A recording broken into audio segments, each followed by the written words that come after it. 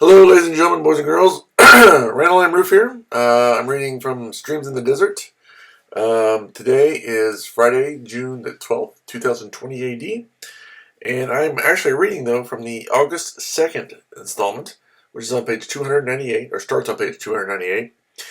And the verse is Isaiah chapter 49, verse 11, which says, I will turn all my mountains into roads. God will make our obstacles serve his purposes. We all have mountains in our lives. This is very true. Trust me. And often they are people and things that threaten to block the progress of our spiritual life. The obstacles may be untruths told about us, a difficult occupation, a thorn in the flesh, 2 Corinthians chapter 12, verse 7, or our daily cross, which means, trying to do what Jesus wants every day. And often we pray for their removal. Very true. For we tend to think that if only these were removed, we would live a more tender, pure, and holy life. And normally for me, things that would be a lot easier, just in general.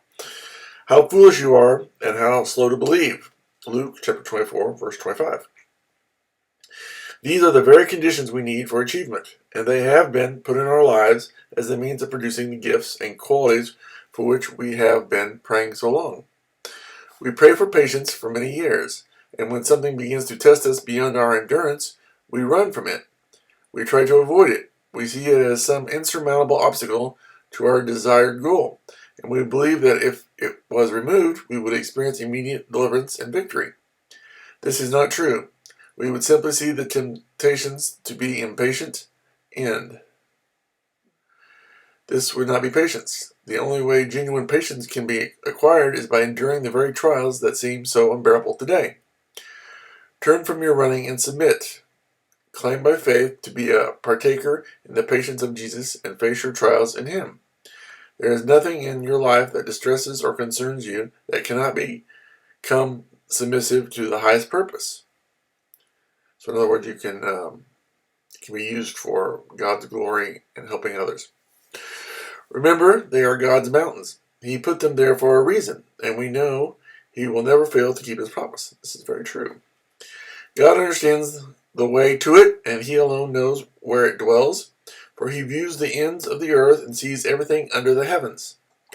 Job chapter 28, verses 23 through 24. So when we come to the foot of the mountain, we will find our way.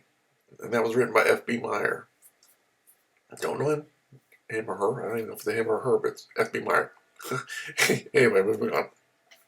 There's one more verse. It says, the purpose of our trials is not only to test our worthiness, but also to increase it.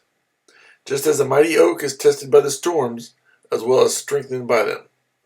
Let me read that again, that's pretty good. The purpose of our trials is not only to test our worthiness, but also increase it. So in other words, it's not only to see how good we are, but it's to make us better.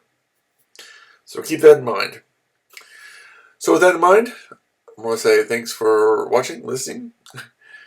Until next time, Randall and Rueff saying goodbye, God bless, bye. I said that already, bye twice. Anyway, bye. At least 3 or 4 times. Anyway.